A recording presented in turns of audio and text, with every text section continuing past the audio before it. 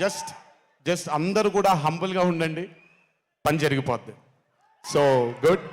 And నాకు బ్రహ్మానందం గారి తర్వాత నేను మా త్రివిక్రమ్ గారు ఎప్పుడు మాట్లాడుకుంటాం, మాకు బ్రహ్మానందం గారు అంటే చాలా ఇష్టం. బ్రహ్మానందం గారి తర్వాత ఇష్టమైన కామెడియన్స్ ఎంఎస్ నారాయణ గారు అండ్ ధర్మవరం సుబ్రహ్మణ్యం గారు. వీళ్ళు ముగ్గురు తర్వాత నాకు బాగా ఇష్టమైన కామెడీని పండించగలిగేది కేవలం మా సునీల్ ఒక్కడే.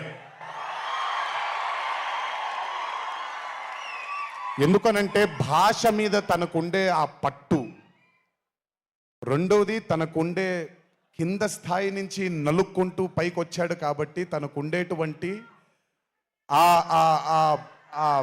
ఎక్స్పోజర్ కానివ్వండి. చాలా కాలం తర్వాత ఫస్ట్ టైం సునీల్ని మళ్ళీ I'm telling you Sunil your back. Sunil లేకపోతే మ్యాట్ 2 లేదు.